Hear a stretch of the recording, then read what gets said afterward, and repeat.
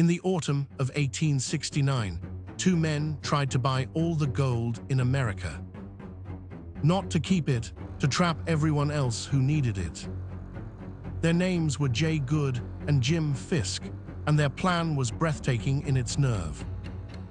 They would quietly corner the nation's supply of gold, drive the price to the sky, and squeeze every banker, every merchant, every government that needed it. There was only one force on earth that could stop them: the United States Treasury, which could flood the market with government gold and shatter the corner in an afternoon. So Gould did the only logical thing. He set out to buy the one man who controlled it, the President of the United States.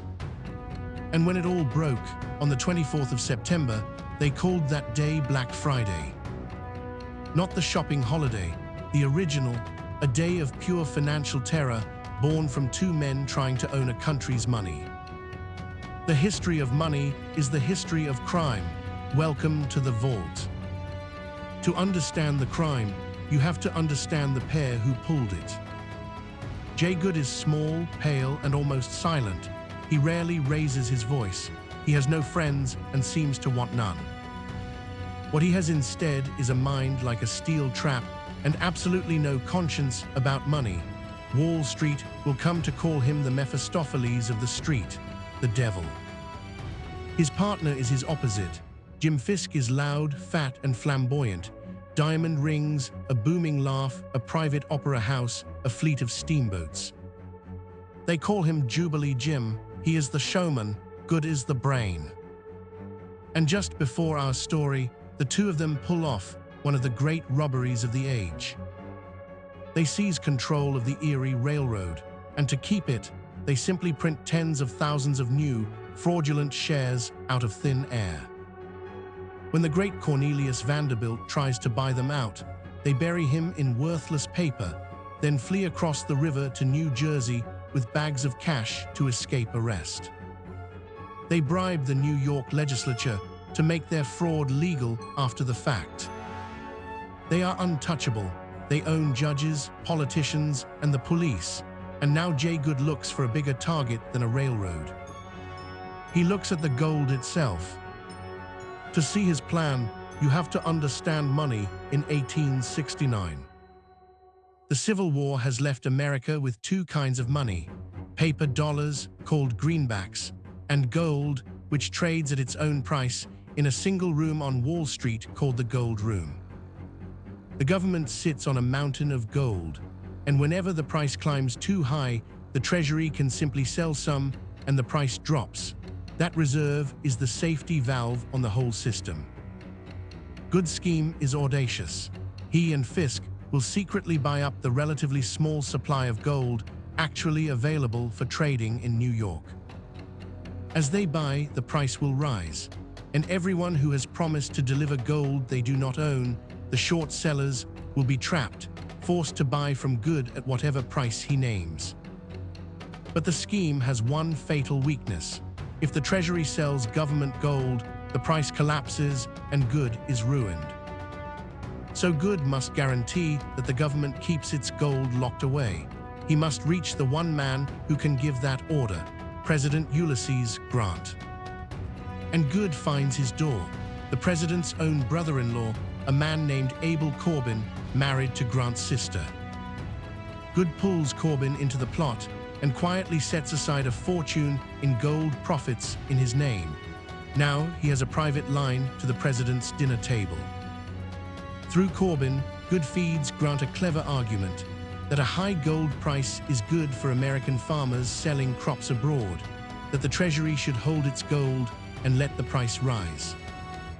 And it seems to work. Grant, it appears, will leave the gold alone. So Gould buys and buys and brings in loud, reckless Jim Fisk to buy openly and terrify the market. The price of gold climbs: 135, 140, 145. The short sellers begin to panic. The corner is tightening like a noose. Gould and Fisk are about to own the price of money itself. But Ulysses Grant is not a fool, and he begins to smell the trap closing around his own family. He realizes his brother-in-law is being used, that his name is being attached to a swindle. Quietly, he has his wife write to his sister, warning the Corbins to get out now. And then the president gives the order Gould feared most.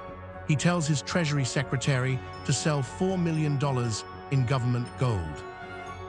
On Friday, the 24th of September, 1869, the gold room is a madhouse. The price has rocketed past 160. Men are screaming, ruined, begging.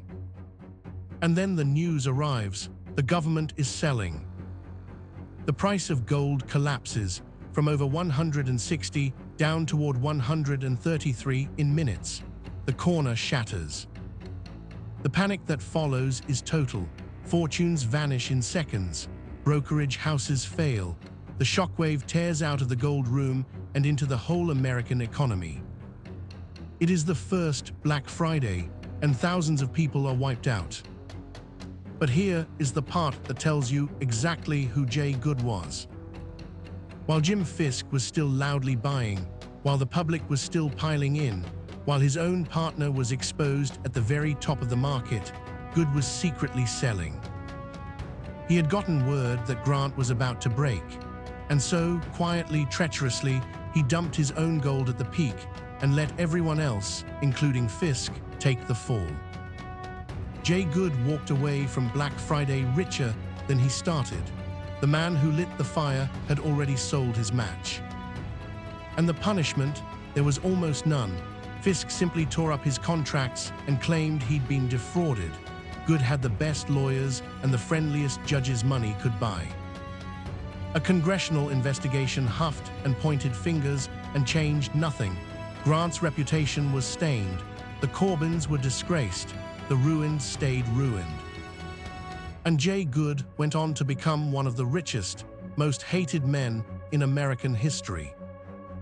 Because the lesson of the first Black Friday is the lesson of every panic since. The crowd buys the story at the top, and the man with the inside word is already, quietly, selling them the crash. Gould tried to corner a metal. The next man in the vault didn't corner a commodity. He cornered belief itself and sold an entire nation a dream that did not exist. That story is already waiting for you here in the vault. The history of money is the history of crime. Welcome to the vault.